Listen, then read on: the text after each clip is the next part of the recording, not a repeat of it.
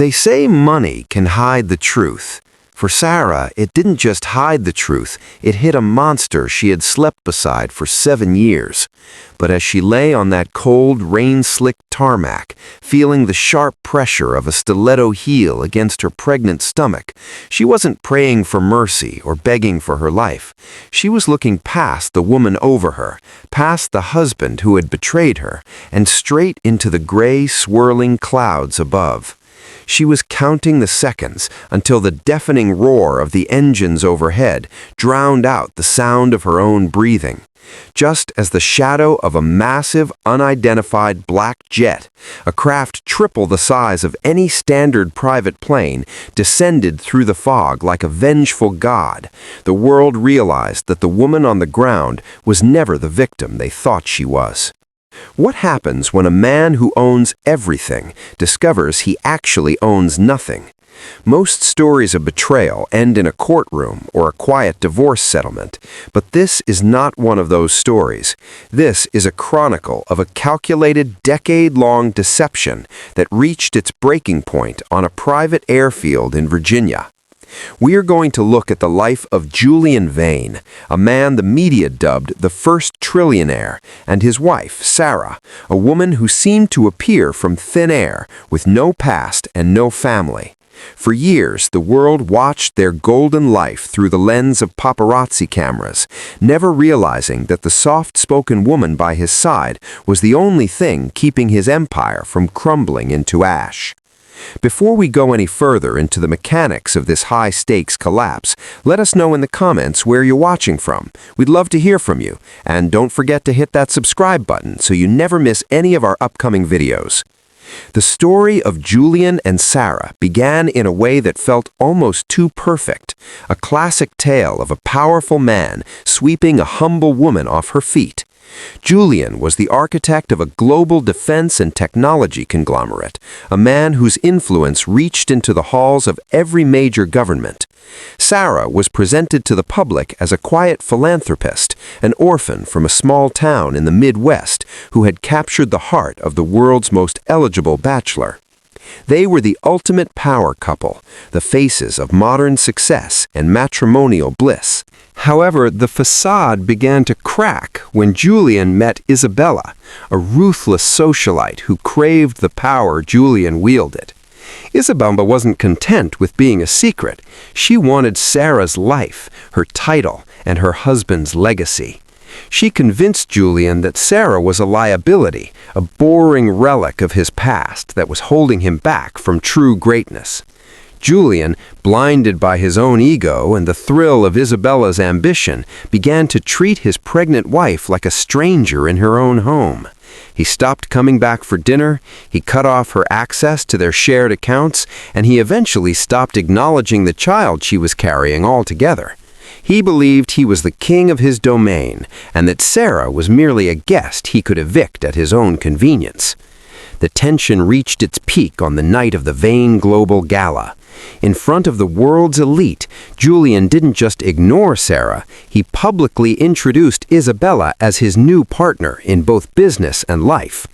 Sarah, 7 months pregnant and dressed in a simple navy gown, stood in the corner of the ballroom as her life was systematically dismantled by the man she had supported for nearly a decade. She didn't cry or cause a scene. She simply walked out of the gala and headed toward the private hangar where Julian's fleet was stationed.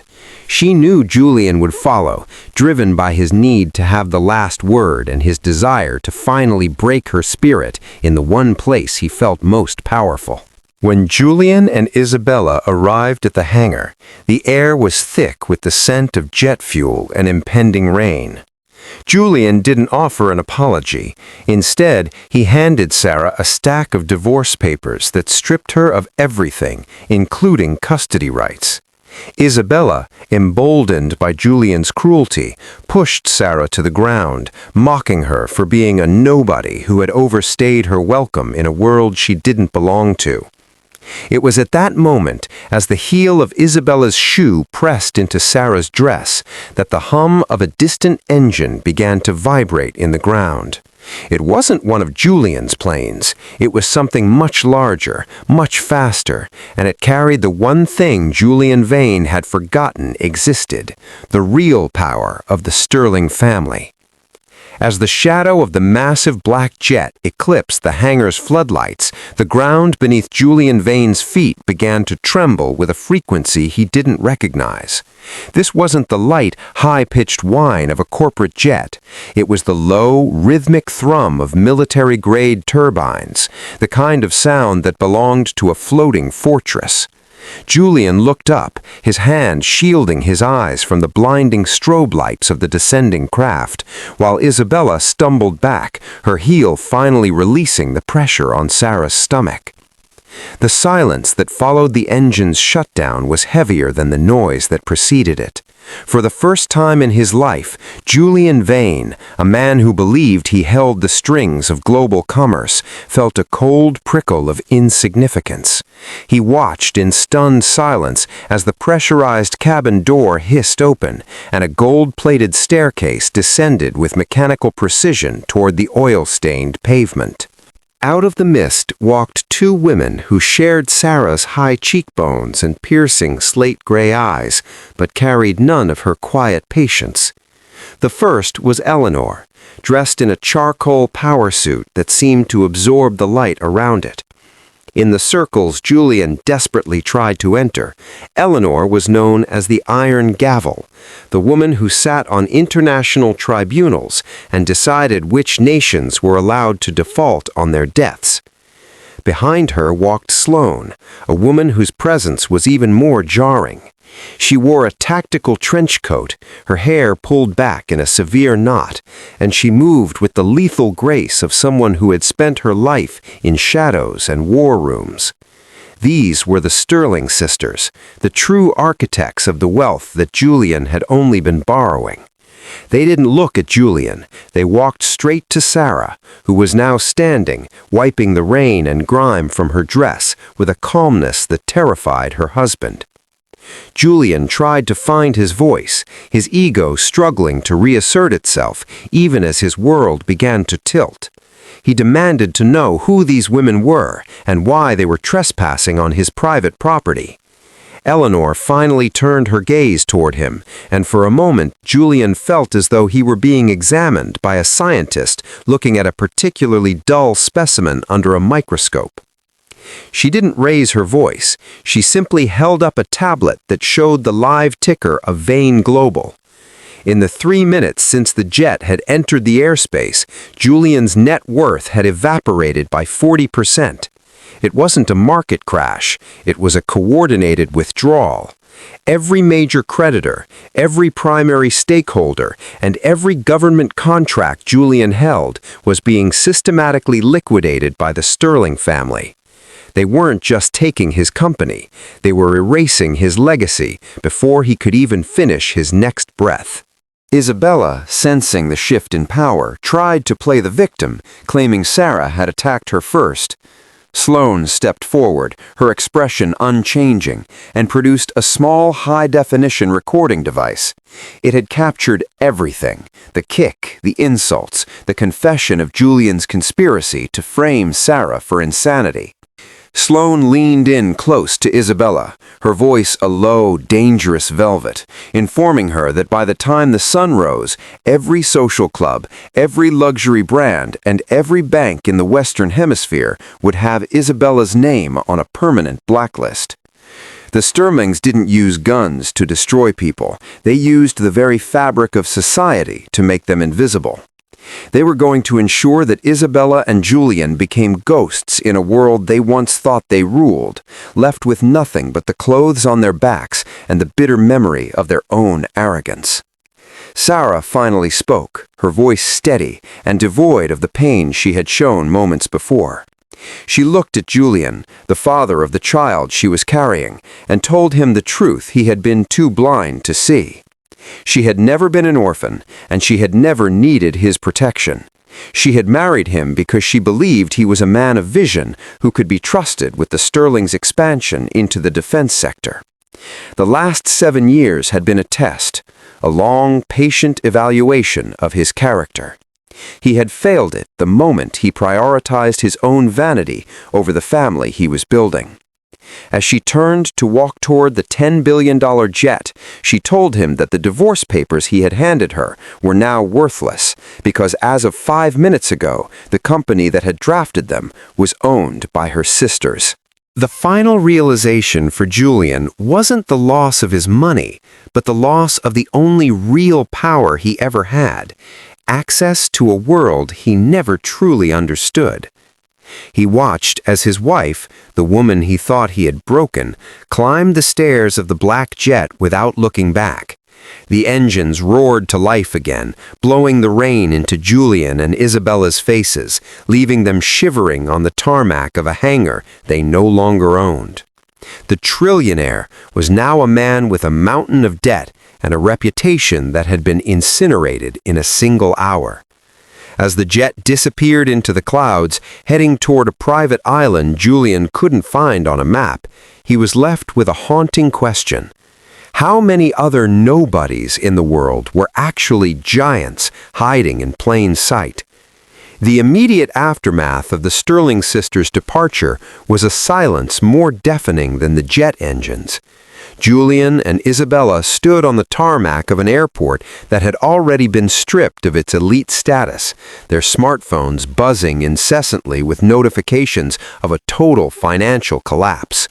Within 48 hours, the Vane empire was dismantled with a surgical precision that left the global markets in a state of shock.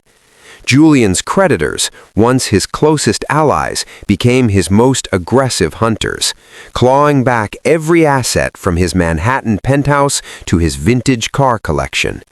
He discovered that every contract he had ever signed contained a hidden morality clause linked to a shell company he had never bothered to investigate. That shell company was, of course, a Sterling subsidiary, and his public humiliation of his pregnant wife had triggered a total forfeiture of his intellectual property.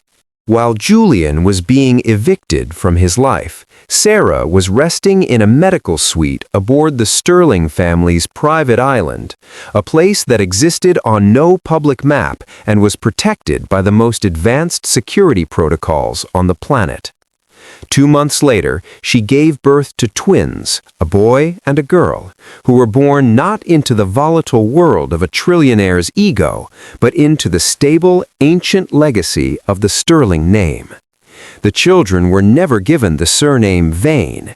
Instead, they were baptized as the new generation of the family that moved the world from the shadows. Sarah's recovery was not just physical, but a total reclamation of her identity. She no longer had to play the role of the quiet, unassuming wife. She took her seat at the Sterling board table between Eleanor and Sloane, proving that her time with Julian had been the ultimate reconnaissance mission. Isabella's fate was perhaps even more isolating than Julian's. Without the Vane fortune to back her, she found herself an outcast in a high society that thrives on the perception of power. Her friends stopped answering her calls, and the luxury brands she once championed issued public statements distancing themselves from her behavior at the hangar. She attempted to sell her story to various media outlets, hoping for a lucrative tell-all deal, only to find that the Sterling legal team had preemptively blocked every move. They didn't sue her for libel. They simply demonstrated that any platform that gave her a voice would lose its advertising revenue and its distribution rights overnight. She was left to live a life of obscurity in a small apartment, haunted by the memory of the stiletto heel she had used to try and crush a queen. Julian Vane's final appearance in the public eye came nearly a year after the incident. A grainy photograph surfaced of a man who looked remarkably like the former trillionaire, working behind the counter of a hardware store in the very Midwestern town where he claimed to have discovered Sarah. Whether it was a poetic punishment or a desperate attempt to return to a simpler life remains a mystery, but the message was clear. He was back where he started, but with a soul significantly more burdened. He had been given the world and lost it because he couldn't value the person who was actually holding it up for him. His name was eventually scrubbed from the buildings he had built, replaced by the names of the charities Sarah established to support women in domestic crisis. The story of the Sterling sisters serves as a modern-day parable for those who mistake kindness for weakness. In the high-stakes world of the 1%, true power isn't about the volume of your voice or the size of your bank account. It is about the depth of your loyalty and the reach of your roots. Sarah, Eleanor, and Sloane showed the world that a family bound by blood and honor is more resilient than any corporate empire built on vanity and betrayal. They didn't just get even, they rewrote the rules of the game so that no one like Julian Vane could ever win again. As Sarah looks out over the ocean from her family home, she knows her children will grow up understanding that the most dangerous thing you can do is underestimate a woman who has nothing to lose and everything to protect. What do you think of this ending? If you were in Sarah's position, would you have disappeared into the shadows, or would you have made sure the world knew exactly who you were? Let us know your thoughts in the comments below. If you enjoyed this deep dive into the secret world of the ultra-wealthy, make sure to like this video and subscribe for more stories. Thank you for watching, and remember, always look up at the sky, because you never know who might be landing next.